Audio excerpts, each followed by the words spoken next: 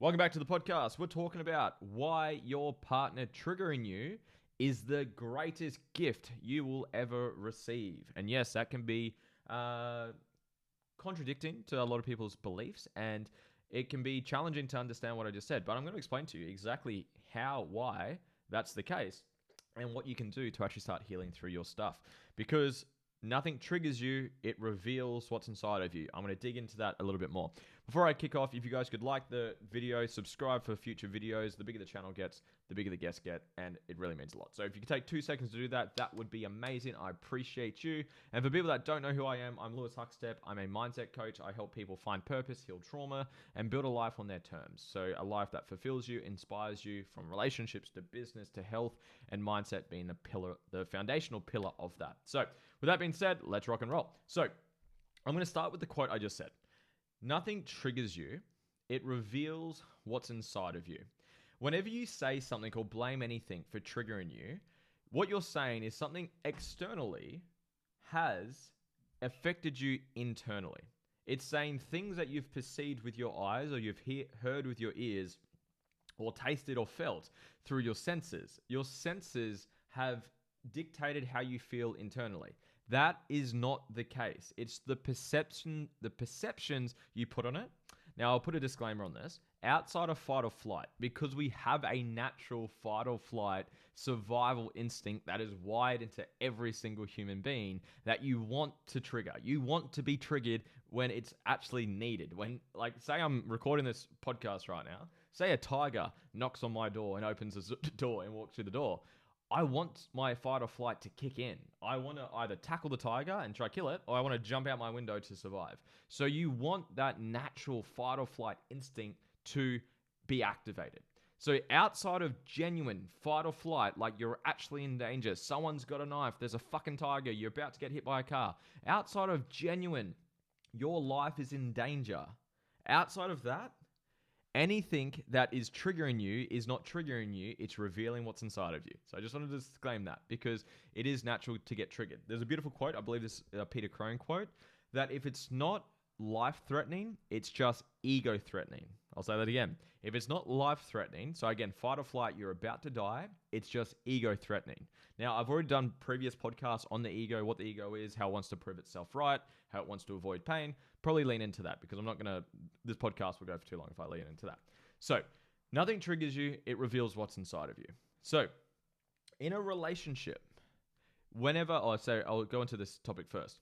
There's 3 things that I talk about a lot when it comes to doing inner work. And my definition of inner work is healing and dissolving through the wounds and blockages that are masking your true self. I'll say that again. To heal and dissolve through the wounds and blockages that are masking your true self. So there's 3 things. There's traumas, the event that you went through, where it was too much, too soon, too frequently, it was overbearing, it was scary, it was overwhelming, it was frightening, or your needs weren't met, you weren't loved, you weren't seen, you weren't validated, you weren't held, you didn't feel safe. That can be the traumatic trauma event that you go through. And it doesn't mean just one-off events. It could be like a childhood or a season of life where you didn't feel safe, you didn't feel loved, you didn't feel validated, you weren't seen in the way that you wanted it. Your basic needs weren't met. That can be the trauma. The second is the traumatic reaction. That's like, how do you deal with the trauma? It's also called a coping mechanism, a mask, if you want to call that as well. So some people disassociate. It's a very common one. That's something that I do. That was my choice of flavor. You can get stressed. You can get anxious. You can get overwhelmed. You can go drink alcohol. You can go smoke a cigarette. You can go eat some food. You can, whatever, freak out. It's something to help you get through the trauma. I'll come back to that in a minute. The third is the trigger. That's what activates the trauma and the traumatic reaction. Let me use an example. So when you're a child, I'll use a physical one and like more of a mental one. So a physical one is you get attacked by a dog. So you were attacked viciously by a dog when you were a kid, and you literally almost died. So that is a very traumatic and can be a very traumatic event for you. If you haven't healed through that wound, then say you see a dog, so you've got the dog attack as the event, you got anxious. That's the traumatic reaction. You felt anxious, scared, and fearful, which makes sense. That's a very physical fight or flight situation. And then the trigger is when you see a dog. Now, if you've ever met some people, and I used to run gyms, I did that for about 7 years, and I would always be a little bit surprised because I didn't understand what I'm talking about right now.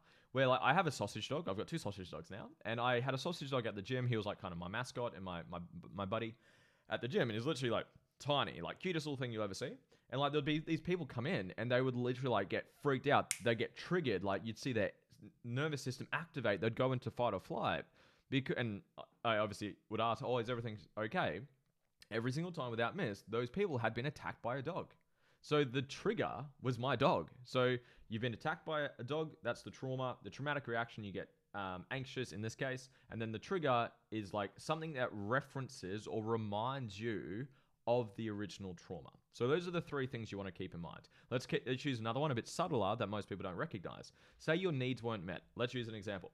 You're a young little boy, little girl. You're 5 years old. You go to school, preschool, whatever, and you make this beautiful drawing and you put all your love and energy and effort into making this fucking picture deliciously amazing. You run home you run through the door to see mum or dad. You're like, "Mum, dad, look at this beautiful painting I've made. It's so amazing." And then mum or dad, they're stressed. They've had a hard day at work. Something's happening, whatever, and they're taking care of business or something's going on. And they say, "Little Johnny, little Sally, I'm sorry, I'm busy. I can't talk to you. Leave me alone." In that moment, that child is not seen. Their needs don't matter. They're not important. I'm not enough.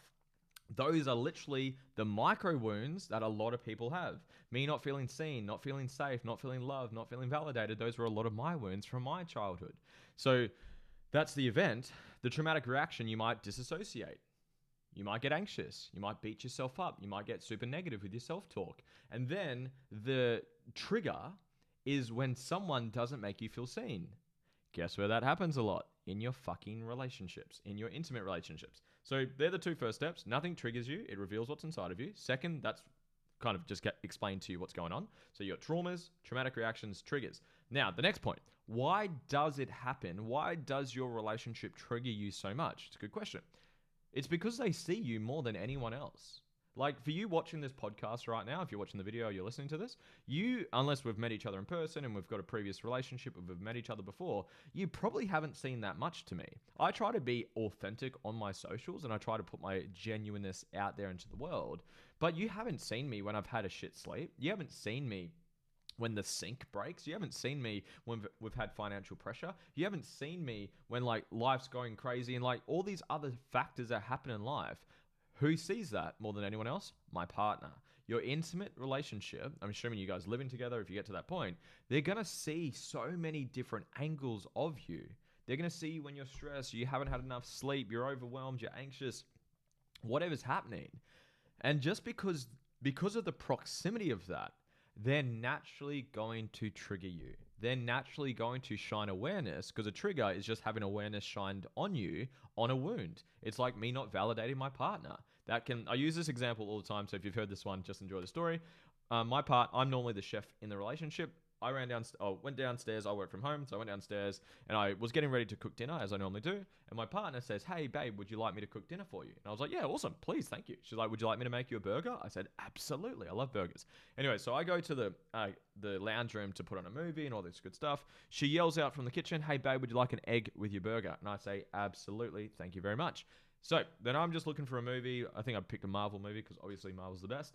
And then anyways, and I, being a helpful husband or future husband I get up to go check on the status of the burger and to see if I can help out.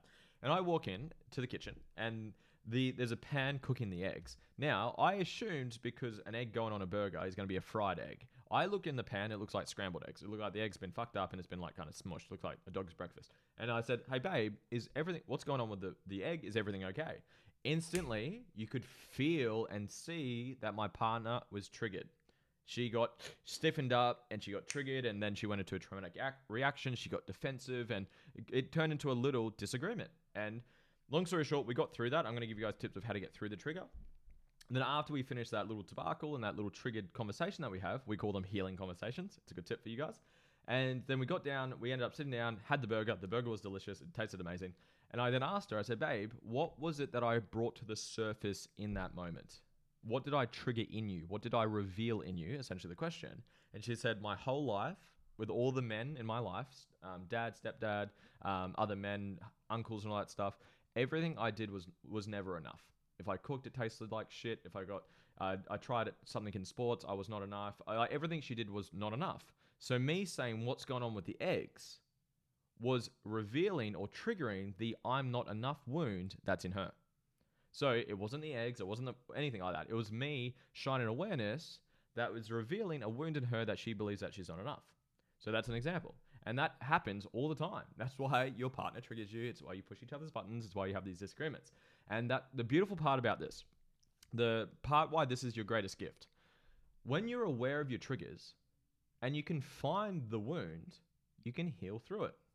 That's the ultimate gift. You can't be held accountable to something you're not conscious of. So if you're not aware of this, and most people aren't, hence why I do what I do to help people do this, is once you're aware that nothing triggers you, it reveals what's inside of you. When you're triggered, it's revealing an unhealed wound. Remember what I just said. When you're triggered, it's revealing an unhealed wound, and every single wound can be healed through. I am yet to find a single human being. I've worked with thousands of people now. I've never met a single human being who has a wound that can't be healed if they're willing to do the work to heal it. So that's a caveat. You can't drag a horse to water, can't make a drink. If they're willing to do the work, every wound can be healed, whether it's abuse, whether it's abandonment, whether it's assault, whether it's not being loved, not being enough, whatever it may be. Every single wound can be healed. You need to have the right tools to do that, which I'll touch on in a second. But every single wound can be healed. So now you can't be held accountable to something you're not conscious of or aware of. So when you're triggered, you are gifted and blessed with awareness of where your wounds are. So then when you find the wound and you've got the tools in your toolkit to heal through it, you get to fucking heal. How good is that? So whenever you're triggered, you are gifted with awareness of where your wounds are so you can heal through them. So the more you're triggered will help you heal more. Whoever triggers you the most heals you the most. That's why you will do the most amount of personal, emotional, mental, spiritual growth inside of a intimate relationship more than anything else, more than plant medicine, more than meditation, more than NLP, more than therapy. You'll be initiated the most in your relationship. You might then be triggered and then go to therapy to help you because maybe you don't have the tools in your own toolkit. You need a coach and a therapist or whatever to help you. That's okay. You'll be initiated more in your relationship than anyone else because they're going to trigger you. So I hope you're following so far. Nothing triggers you. It reveals what's inside of you. You've got trauma, traumatic reactions, and triggers. And a trigger is revealing a wound, and your partner is going to trigger you more than anyone else. So they're going to reveal the wounds more than anyone else. And with the right awareness and with the right tools, once you're aware of a wound, you can heal through it. Hope you're following me so far. How do you put this all into practice? Great question. So, first tip, do not try heal whilst you're triggered. When you get triggered or you trigger your partner, my recommendation to you is to do the best that you can to regulate your emotions through breath, through whatever helps each other feel safe. So a good conversation to have with your partner is pre-framing, essentially, when you guys aren't triggered, saying, hey, babe, hey, honey, whatever you call your partner. For future conversations when we trigger each other, and if they don't understand what you're talking about, just send them this video and I'll do the education part for you.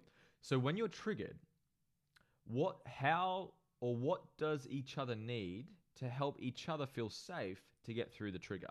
Like some partners like space. I need space that's actually myself. And this can be challenging if your partner wants you to be there, but you want space. That's why it's good to know so you can work through it together. Maybe your partner enjoys some physical touch. Even though it can be hard and you're triggered and you're in your wounds and everything's going on, if you can just like put your hand on your partner's hand or their arm or their leg and just regulate, take a breath together, is to get through the trigger. The biggest thing I'm trying to get across here is that when you're triggered, don't try heal. It's not the right time. Now, just being seen in your shame and being seen in your wounds is actually quite healing as well, which is fantastic. It's like for anyone who's experienced this, when you're actually triggered and your shit's coming through and you've got a strong, beautiful, balanced, healed partner who can actually hold space for you and actually see you and love you unconditionally for your messiness and your triggers and your wounds, that's very fucking healing in itself. But to actually, quote, do a process and go integrate and heal and dissolve and do the work, I don't recommend doing that when you're triggered because you can only, quote, truly heal mental, emotional wounds when you're in a safe environment. Like when you've got the walls up, when you're triggered, it's not the easiest space to heal from. So my recommendation is to put this into practice. When you get triggered, don't try like, hey, where's your wound coming from? How do you heal through it? What are the benefits of this? And you do a process. Don't do that. Regulate, hold space, love each other, be there for each other, do what you need to do for each other, be a team, work together. And it's not always easy. Sometimes I would say probably 70% of the time, me and my partner get through it pretty smoothly. 30% of the time, we have a fucking argument. She's triggered, then that triggers me, then I project, then she projects, and it's on. Like, we have those conversations. That used to be 100% of the time. Then it was 90%, 80%, whatever. It's down to about 30%. We had a bigger one the other week, but generally we hold space really, really well, where it's like, hey, look, babe, I can feel that you're triggered. Thank you for being so vulnerable and strong and working through this. What do you need from me right now? I'm here for you. Let's take a breath together. Do you want to go stand on the grass? Let's take a moment. It's like working through it is fucking hard, and it's a muscle. The more that you do it, the stronger that muscle is going to get. Then once the dust is settled, once the storm has passed, once you're out of the wound, you're out of the trigger, and this is just a side note, whenever you are triggered, you regress back and you become the person you were when the wound happened. So say you're 7 years old and you weren't seen, weren't loved, weren't whatever, and then your partner triggers that in you now at 27 years old, you become a 7-year-old. You regress back. That's why you literally spit the dummy. That's why a good question that you can ask yourself, how old is the person that I'm talking to right now? How old is this person, or how old is the wounds of this person that I'm talking to right now? It's a really, really, really beautiful and powerful question that you can ask yourself. Really, really cool. So let me summarize all of this. Number one, nothing triggers you. It reveals what's inside of you. You've got 3 things: trauma, traumatic reactions, and triggers. Trauma, the event that happened or your needs weren't met. The reaction is how you cope with it. You get anxious, you disassociate, you get stressed, you get frustrated, you get angry, you get defensive, whatever it is. The trigger is what activates it. Next step, your relationship will reveal more wounds or traumas than anything else because they see more sides to you than anyone else. Next step, when you're triggered, it's revealing a wound, and every single wound can be healed through. Now, I haven't gone through how to heal through it because that's a big can of worms, and that's what I help people with my book, with my programs, with my services. But find a coach or a healer, whether it's a breath work, whether it's meditation, whether it's NLP, whether it's timeline therapy, whether it's DeMartini facilitation, whether it's traditional therapy. There's so many ways: sound healing, Reiki healing, kinesiology. There's so many fucking ways to heal. But find your way of healing that works well for you. And then, so that was just the side note I didn't really talk about. And then the last part is when it happens, when you're initiated. When you're triggered, don't try to heal the wound in the trigger. Regulate, hold space, be there, and have a conversation prior to this, like when you're not triggered, and actually talk to each other. Hey, babe, what do you need when you're triggered? What makes you feel safe? What do you need from me? Do you want me to be present? Do you want your own space? Do you want me to hold your hand? What it is that you need from me? And just obviously intuitively leaning into that is a gift. It's a muscle you get stronger at. And by doing that, you're going to heal more than anything else. You're going to grow, mature, evolve into your higher self more than anything else because of the wounds that are revealed inside of your relationship. I hope you got value from this. If you did, leave your comments down below. Any takeaways, anything you enjoyed about this podcast. If you could subscribe, it'd honestly mean the world. If you are interested in doing any work with me, I've got all my details down below: my website, my services, my conscious community, my book, depending what time you're listening to this, will be out or will be almost out. And I really appreciate you being here watching this video. I appreciate you. Send this to a friend to help them with their journey. I love you. I appreciate you. I'll see you on the next podcast. Bye.